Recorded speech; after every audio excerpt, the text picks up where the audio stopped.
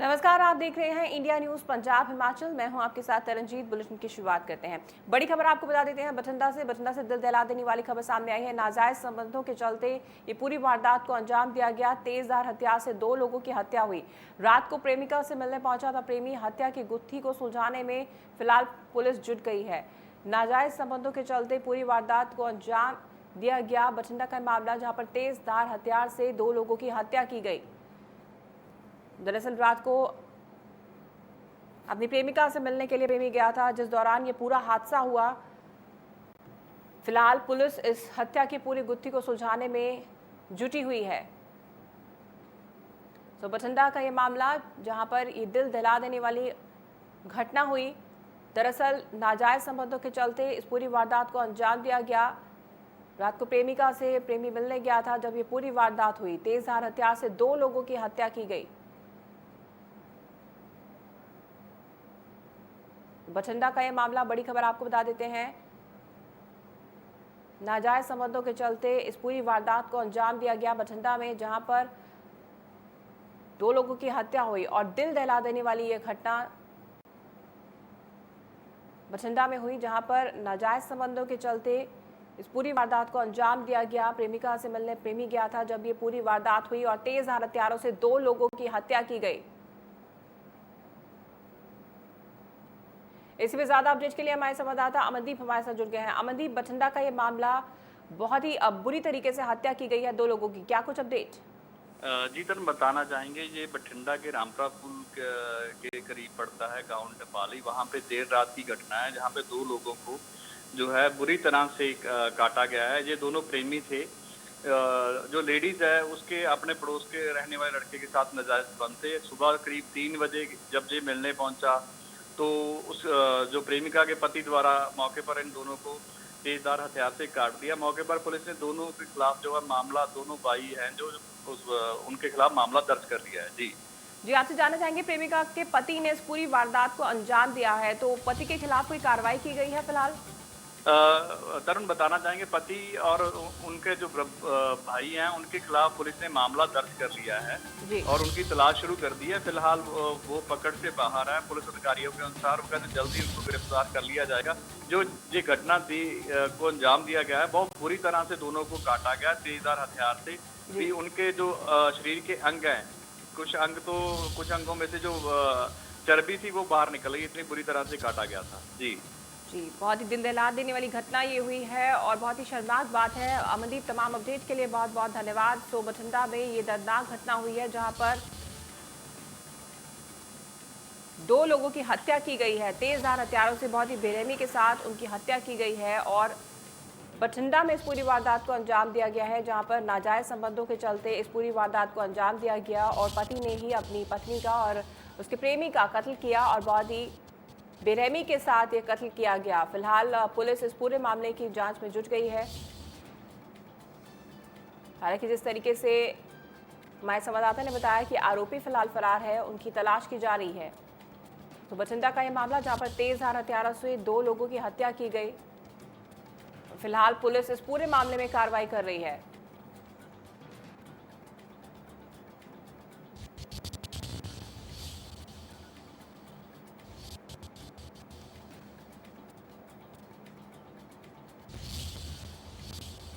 वहीं जम्मू कश्मीर के शोपियां में शनिवार सुबह सुरक्षा बलों और आतंकियों के बीच मुठभेड़ हो गई। इस दौरान सुरक्षा बलों ने 3 आतंकियों को ढेर कर दिया। कश्मीर घाटी में पिछले 24 घंटे में ये दूसरी मुठभेड़ है। इस तरह पिछले 24 घंटे में कश्मीर घाटी में 6 आतंकवादी मारे जा चुके हैं। एक अधिकारी ने बताया कि जब सुरक्षा बलों को इलाके में आतंकियों के छिपे होने की खुफिया जानकारी मिली तो पुलिस, सेना और सीआरपीएफ की संयुक्त टीम ने इलाके को घेर लिया और सर्च ऑपरेशन शुरू कर दिया। इस दौरान आतंकियों ने सुरक्षा बलों की टीम पर फायरिंग शुरू कर दी। इसके बाद सुरक्षा बलों ने जवाबी कार्रवाई की और तीनों आतंकियों को ढेर कर दिया। इससे पहले शुक्रवार को कुलगांव में सुरक्षा बलों ने जैश-ए-मोहम्मद के 3 आतंकियों को ढेर करने में कामयाबी हासिल की थी।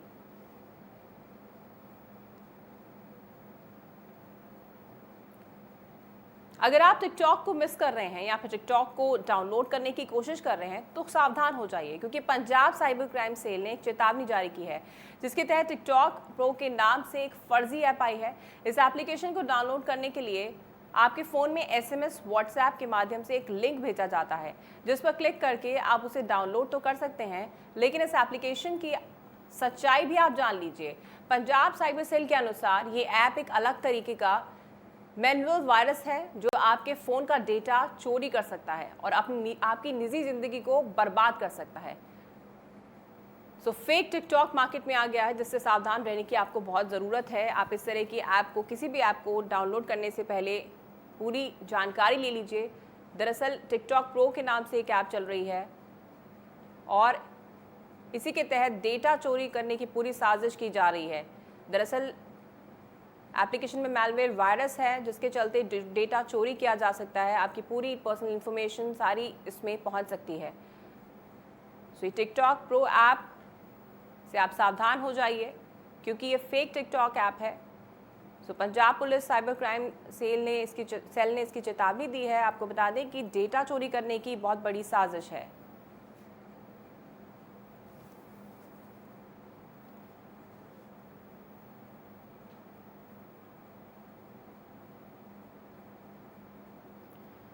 वहीं दुनिया में कोरोना वायरस ने कोहराम मचाया हुआ है। दुनिया में हर रोज कोरोना वायरस के संक्रमित मरीजों की संख्या में इजाफा देखा जा रहा है। भारत में भी कोरोना का कहर जारी है। देश में पिछले 24 घंटे में कोरोना के 34,000 से ज्यादा नए मामले सामने आए हैं। देश में कोरोना मरीजों की संख्या 10,40,000 के पार हो चुकी है। कोरोना से अब तक 26,000 से ज्यादा लोगों की मौत भी हो चुकी है। वहीं पिछले 24 घंटे में कोरोना से 675 से ज्यादा लोगों ने अपनी जान गंवाई है। तो देश में कोरोना का कहर जारी है, लेकिन अगर रिकवरी रेट की बात की जाए, हालांकि लोग मैक्सिमम केसेस जो हैं वो ठीक होकर अपने घरों को जा रहे हैं। रिकवरी रेट भारत में बहुत अच्छा है। वहीं कहीं ना कहीं जो केसेस बढ़ रहे हैं उसके पीछे की वजह बताई जा रही है कि लोगों की तरफ से पूरी तरह से अब लापरवाही बरती जा रही है। फिर चाहे दिल्ली की बात करें, गुजरात की बात करें, पंजाब की बात करें, हिमाचल की बात करें, लोग पूरी तरह से लापरवाह हो चुके हैं। अब कोरोना से लोग डरते नहीं हैं। जिस तरीके से पहले कोरोना को लेकर लोगों के अंदर एक दहशत थी, अब कहीं ना कहीं लोग बिल्कुल बेफिक्र होकर घरों से बाहर मास्क के बिना ही निकल जाते हैं। हालांकि लॉकडाउन खुल चुका है, सो इस दौरान कामकाज पर जाना भी ज़रूरी है और तमाम जो काम है आपको करने हैं, लेकिन इस दौरान आपको मास्क पहनना बहुत ज़रूरी है। लेकिन लोग कहीं ना कहीं प्रिकॉशंस नहीं लेते हैं, जिसके चलते वो इस वायरस की चपेट में आ जाते हैं। हालांकि अगर आपकी इम्यूनिटी स्ट्रांग है और आप तमाम प्रिकॉशंस लेकर चल रहे हैं तो इस वायरस से आसानी से बचा जा सकता है, लेकिन कहीं ना कहीं लोग प्रिकॉशंस नहीं ले रहे हैं। सो इस वायरस से घबराने की ज़रूरत नहीं है, बस तमाम प्रिकॉशंस लेकर चलने की ज़रूरत है, जो कि लोगों की तरफ से प्रिकॉशंस नहीं ले जा रहे। वहीं पंजाब में भी कोरोना अपना पैर पसारते जा रहा है। कैप्टन सरकार लगातार कोरोना को रोकने का प्रयास जरूर कर रही है। पंजाब में कोरोना से अब तक 9,440 से ज़्यादा लोग संक्रमित हो चुके हैं। पिछले 24 घंटे में कोरोना के 340 से ज़्यादा नए मामले सामने आए हैं। वहीं प्रदेश में मरने वालों की संख्या 235 के पार जा चुकी है। शुक्रवार को प्रदेश में कोरोना से 9 लोगों ने अपनी जान भी गंवाई। वहीं पंजाब का रिकवरी रेट भी 66% से ज़्यादा है, लेकिन यहाँ पर सबसे बड़ी जो लापरवाही है वो लोगों की तरफ से देखने को मिल रही है, जिसके चलते पंजाब में कोरोना के केसेस लगातार बढ़ते जा रहे हैं। एक वक्त था जब पंजाब के अलग अलग ज़िलों की अगर बात की जाए, कुछ ज़िले कोरोना मुक्त भी हो गए थे, लेकिन सिर्फ और सिर्फ लोगों की लापरवाही की वजह से यहाँ पर केसेस में अब इजाफा होता जा रहा है, क्योंकि लोग बिल्कुल लापरवाह हो चुके हैं और भीड़भाड़ वाले इलाकों में इकट्ठा हो जाते हैं। बिना मास्क पहने लोग प्रदर्शन भी करने लगते हैं और बहुत सारी भीड़ इकट्ठी करके लोगों की तरफ से प्रदर्शन किया जाता है, जिसके चलते लगातार मामले पंजाब में बढ़ते जा रहे हैं। तो कहीं ना कहीं लोगों को ये समझना होगा कि अगर इस महामारी से बचना है तो उन्हें तमाम प्रिकॉशंस लेकर चलना है। इससे घबराना नहीं है, बल्कि प्रिकॉशंस लेकर आपको चलना है। सिर्फ और सिर्फ ज़रूरत है तो मास्क पहनने की और भीड़भाड़ वाले इलाकों में जमा ना होने की।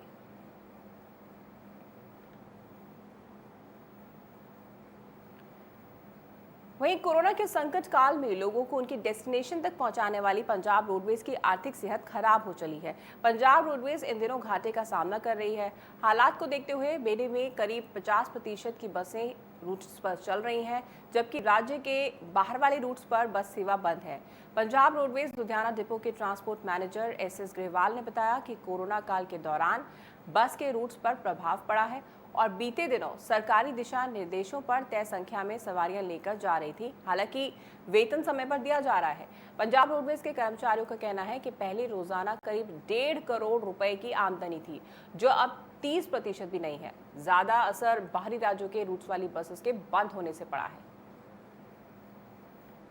पंजाब रोडवेज की बसें घाटे में चल रही हैं, जिसके चलते काफ़ी दिक्कतों का सामना करना पड़ रहा है। संकट से पंजाब रोडवेज गुजर रही है क्योंकि 50% सवारियां ही सफ़र कर रही हैं फिलहाल।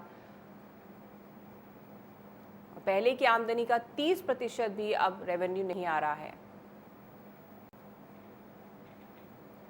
वहीं पंजाब में बढ़ रहे कोरोना के मामलों को देखते हुए पंजाब सरकार ने विदेशों से आने वाले लोगों को क्वारंटीन करने का दिशा निर्देश दिया है, जिसके चलते लुधियाना में मलेशिया से विशेष विमान से भारत आए लोगों को क्वारंटीन किया गया था। 7 दिन क्वारंटीन में रहने के बाद वो लोग अपने घर आए हैं, जहां पर आते ही उन्होंने अपनी जमीन की मिट्टी को माथे पर लगाया और अपने परिजनों से मुलाकात की। तो आपको बता दें कि ये घर विदेश से लौटे हैं। 7 दिन का क्वारंटीन पीरियड इन्होंने सर्व किया है। उसके बाद ये अपने घरों को पहुंचे हैं। तो कहीं ना कहीं घर वालों के लिए भी एक खुशी की एक खबर है।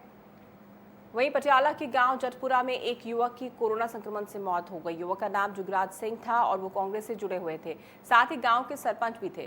कोरोना संक्रमित होने के बाद से उनका इलाज पटियाला के राजेंद्र अस्पताल में चल रहा था। मृतक के परिजनों ने बताया कि युवक की रिपोर्ट पॉजिटिव आने के बाद उसे लुधियाना भेजा गया, लेकिन बिगड़ती स्थिति को देखते हुए आनंद फानंद में राजेंद्र अस्पताल में रेफर किया गया। जानकारी के मुताबिक संक्रमित युवक को सांस लेने में तकलीफ थी और बुखार भी था। पटियाला के जटपुरा में इस युवक की मौत हो गई। कोरोना के चलते उसे सांस लेने में तकलीफ थी और बुखार भी था। आपको बता दें कि पटियाला के जटपुरा का ये युवक, जो कि कांग्रेस से भी जुड़ा था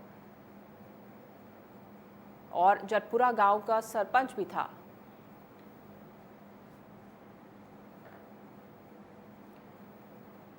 वहीं पंजाब सरकार की ओर से नए स्टाफ नर्स की नियुक्तियों को लेकर पटियाला में कॉन्ट्रैक्ट बेस पर काम कर रही नर्सों में काफी रोष देखने को मिल रहा है।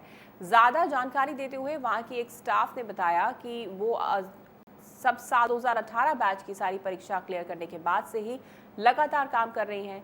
इतनी मेहनत के बावजूद भी उन्हें अब तक रेगुलर नहीं किया गया। कॉन्ट्रैक्ट बेस पर काम कर रही नर्सों ने सरकार के खिलाफ विरोध करते हुए कहा है कि वो किसी भी कीमत पर नए लोगों की भर्ती नहीं होने देंगी।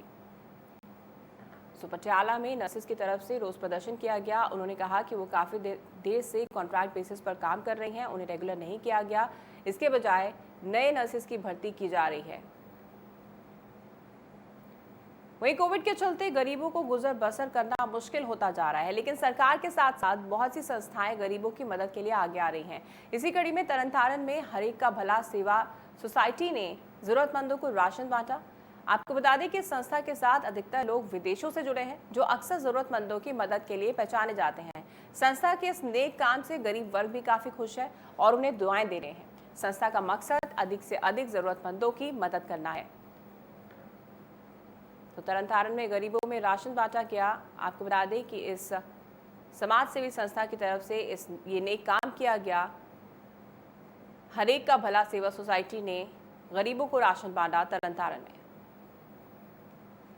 ज़्यादा से ज़्यादा लोगों की मदद की जा रही है, खासतौर पर गरीब वर्ग के लोगों को हर संभव मदद की जा रही है।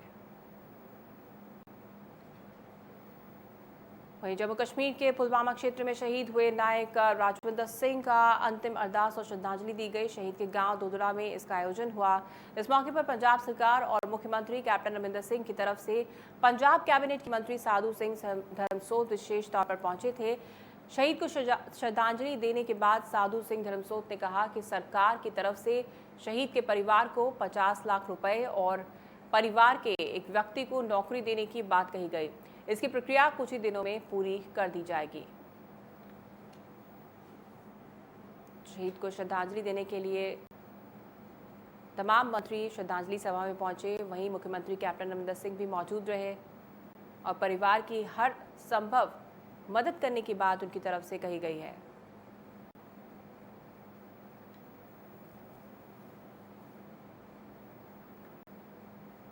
उन्होंने कहा कि परिवार के एक सदस्य को सरकारी नौकरी भी दी जाएगी और 50 लाख रुपए की मदद भी राज्य सरकार की तरफ से की जाएगी।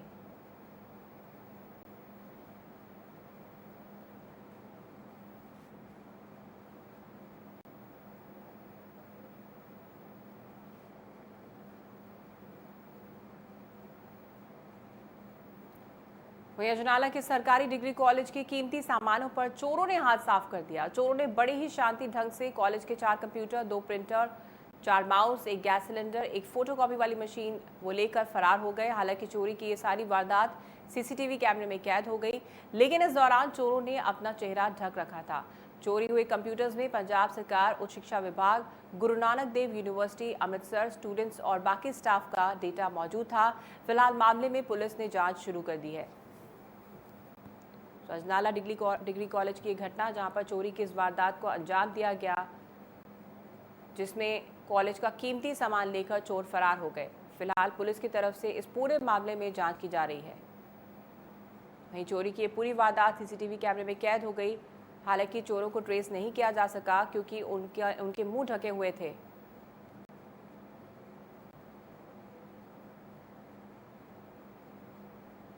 तो कॉलेज का कीमती सामान लेकर ये चोर फरार हो गए। फिलहाल पुलिस इस पूरे मामले में तफ्तीश कर रही है।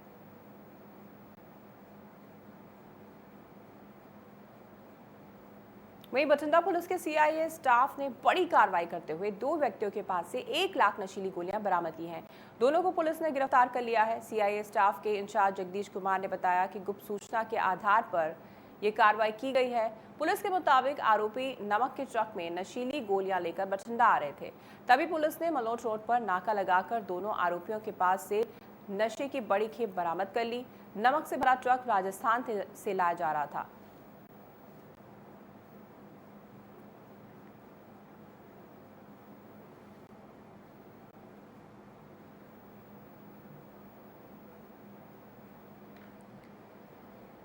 वहीं फिरोजपुर सिटी की सब्जी मंडी स्वच्छ भारत अभियान के सारे पलीते करने में कोई भी कोर कसर नहीं छोड़ रही है। एक तरफ तो महामारी का कहर और दूसरी तरफ मंडी में गंदगी का ढेर। ऐसे में लोगों की चिंताएं लगातार बढ़ती जा रही हैं।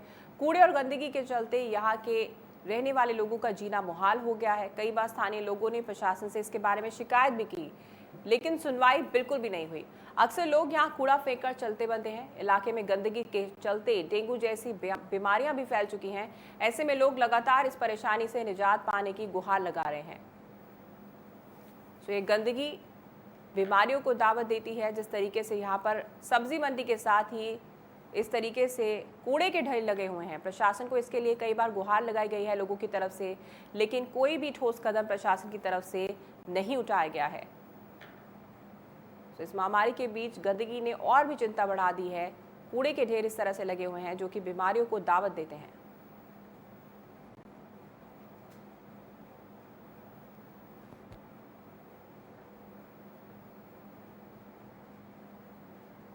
आपको बता दें कि स्थानीय लोग यहाँ गंदगी से बीमार हो रहे हैं। फिरोजपुर की सब्जी मंडी के साथ की ये तस्वीरें आप देख रहे हैं जहाँ पर गंदगी के ढेर लगे हुए हैं।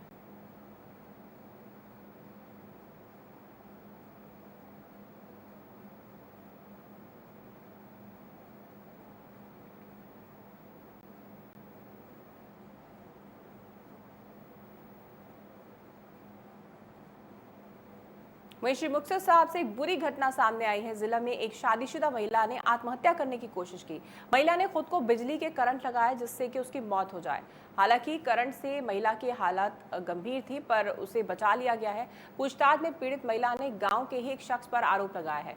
पीड़िता का कहना है कि कई सालों से उसे रोजाना ब्लैकमेल करता है, जिसके कारण वो बेहद परेशान हो चुकी थी। खुद को छुटकारा दिलवाने के लिए उन्होंने आत्महत्या का फैसला किया था। हालांकि अब पीड़िता ने कानून से इंसाफ की गुहार लगाई है।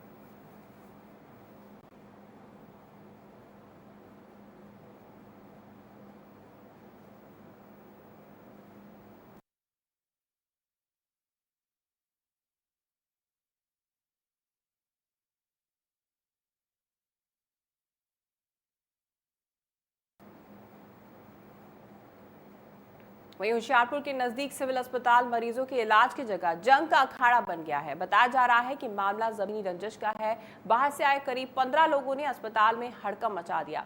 इतना ही नहीं, वहां के मरीजों से भी मारपीट की गई। इस मामले में पीड़ित का कहना है कि 15 मरले जमीन के चलते ये पूरा विवाद हुआ, जिसके कारण कुछ बदमाशों ने उनके साथ बेरहमी से मारपीट की। फिलहाल पुलिस ने आरोपियों के खिलाफ केस दर्ज कर जांच शुरू कर दी है।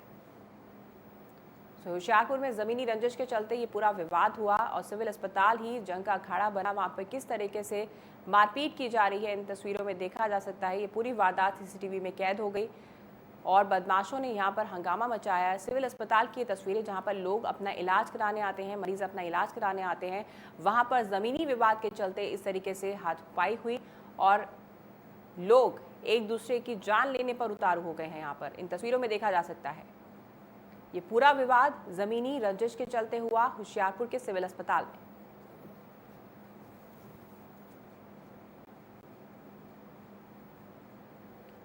वहीं पंजाब में नशाखोरी कम होने का नाम नहीं ले रहा है। खन्ना सदर पुलिस ने नशा मुक्त अभियान के तहत अवैध शराब की भट्टी पर छापा मारा, जिस दौरान पुलिस ने अवैध शराब की 30 बोतलें और करीब 100 लीटर शराब को बरामद किया है। इस मामले के बारे में पुलिस अधिकारी ने बताया कि उन्हें गुप्त सूचना मिली थी, जिसके बाद उन्होंने ये कार्रवाई कर आरोपी को गिरफ्तार कर लिया है। आपको बता दें कि खन्ना का ये मामला है जहाँ पर पुलिस को कामयाबी मिली है। धड़ल्ले से अवैध शराब वहां पर बेची जा रही थी और फिलहाल पुलिस ने इस मामले में आरोपी को गिरफ्तार कर लिया है।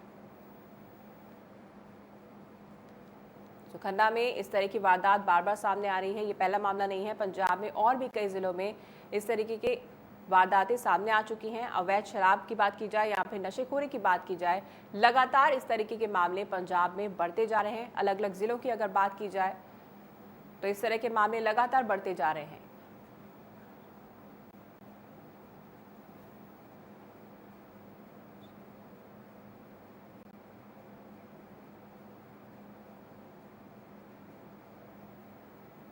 तो पंजाब में लगातार नशा बढ़ रहा है, नशाखोरी के मामले लगातार सामने आ रहे हैं। वहीं राजपुरा के गांव गजुखेड़ा से एक बड़ी घटना सामने आई है। इलाके में स्थित गौ सेवा केंद्र में कुछ बदमाशों ने चोरी की वारदात को अंजाम दिया। सेवा केंद्र में काम कर रहे कुछ लोगों का कहना है कि चोरी की घटना को शाम में अंजाम दिया गया। उनका कहना यह भी है कि इस वारदात की खबर भी उन्हें आसपास के रहने वाले लोगों से मिली। जानकारी के मुताबिक इस सेवा केंद्र में 2 साल पहले भी चोरी हो चुकी है। हालांकि इस बार चोरों ने सेवा केंद्र से कंप्यूटर, सीसीटीवी, डीवीआर, बैटरियां समेत कई कीमती सामान चोरी किया है।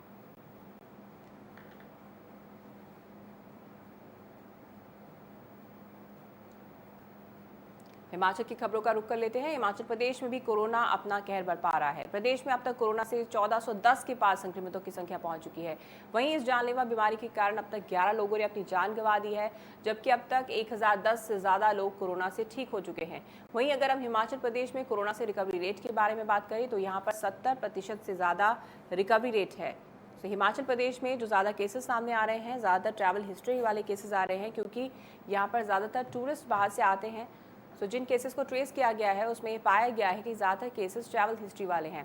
वहीं लोगों की तरफ से भी कहीं ना कहीं हिमाचल प्रदेश में भी लापरवाही बरती जा रही है।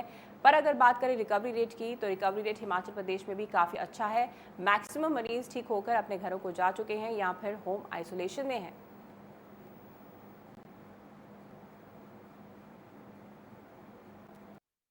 इतना ही। आप देखते रहिए इंडिया न्यूज़ पंजाब हिमाचल।